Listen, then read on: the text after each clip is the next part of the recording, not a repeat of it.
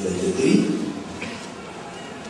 Ils reviennent chaque soir, ils hurlent comme des chiens, ils font le tour de la ville. Donc nous voyons clairement que ici, le chien aboie, le chien jappe, et ce même chien hurle. S'il aboie, s'il jappe, s'il hurle, résumons qu'il aboie. Donc s'il y a quelque chose qui caractérise le chien, dans un premier temps, c'est qu'il est naturellement dehors. À la recherche de quoi? La recherche de quoi? De l'impudicité.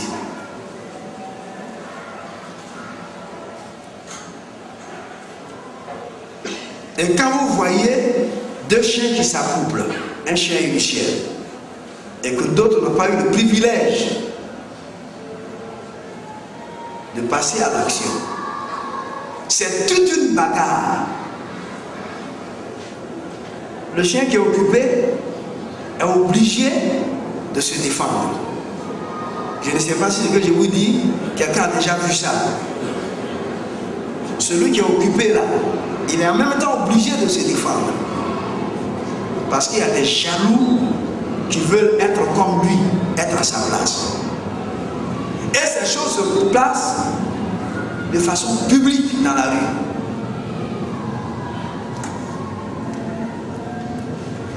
Tous les passants, chacun regarde ça. Et je me souviens d'une sœur qui a confessé ce mal. Elle était encore païenne. Elle aimait les chiens faire cette animosité. Et un jour, elle allait au marché. Non, elle revenait du marché du moins. Et elle a vu un chien et une chienne qui s'accouplaient.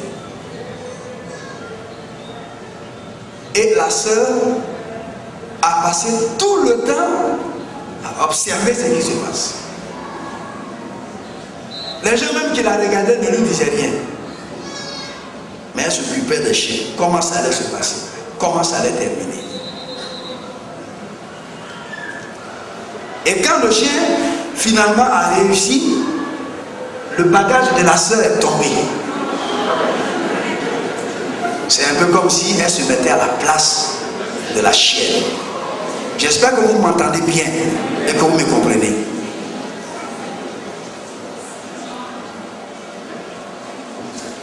Je crois que c'est ce que nous sommes devenus. Après avoir commencé spirituellement, bien commencé avec le Seigneur, manifestant tous les dons de l'esprit, chassant les démons, parlant des langues qui font frissonner, qui édifient. Après ces langues, l'interprétation qui vient encore nous regaillardir et qui fait tomber les uns les autres sur leur face pour glorifier Dieu. Après toutes ces choses, ces vies de jeûne et ces vies de prière, de façon individuelle, on n'a pas besoin d'attendre qu'on monte sur la chaîne pour nous dire on va jeûner. Après toutes ces bonnes choses, nous avons commencé à ressembler au chien. Or la Bible dit, comme le chien qui retourne à ce qu'il a vomi. J'ai expliqué à une soeur ce que c'est que retourner à ce qu'on vomit. Elle dit, pasteur, je ne comprends pas. Je lui ai dit, donne-moi un verre. Elle m'a donné un verre. Et je l'ai amené à cracher dans le verre. C'était difficilement qu'elle le faisait. Il a fallu que je lui dise, après ça, on va jeter le verre.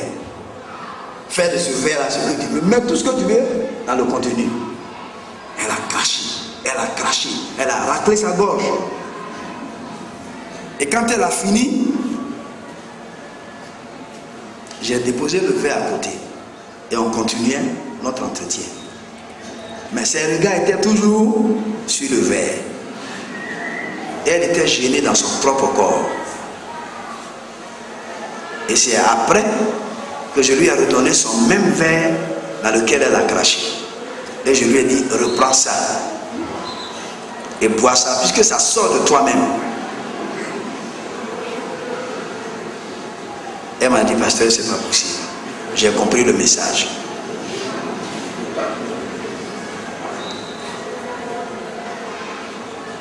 Combien d'entre nous assis ce matin, croyant que nous aimons le Seigneur, on part de chez soi, on court, on vient le premier culte, et à peine que Dieu nous ait parlé, qu'on franchit le seuil de cette porte, mais on en devient pire.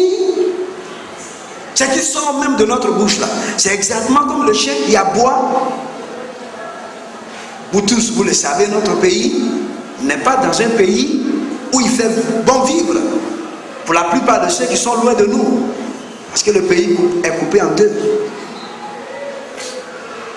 Aujourd'hui, nous ne tenons pas de langage qui saisonne. Nous sommes comme des chiens. Un pasteur a été surpris de voir que son fidèle s'est manifesté. Je vous l'avais déjà dit. Il a commencé à parler mal d'un politicien. Et son fidèle lui a dit, mais pasteur, celui que tu méprises là, mais je suis de son parti. Donc toi tu es de quel parti alors? Ah, je vois ton parti. C'est tellement clair à partir de ce que tu dis. Je ne vous dis pas de ne pas avoir des convictions politiques ou d'appartenir à un parti politique. Mais quand ça se manifeste de cette façon, c'est ça que Dieu condamne. Tous aujourd'hui nous aboyons n'importe comment. Si ce n'est pas la vie d'un pasteur qui est exposé, c'est la vie d'un frère, c'est la vie d'une soeur. Et on aboie, et on hurle, et on chape. Et puis on est à l'aise. Il y a souvent même autour des gens qui nous assistent. On devient ce conférencier. À partir de tel journal, nous passons à un tel autre journal. Et nous dégageons le contenu et nous tirons des conclusions.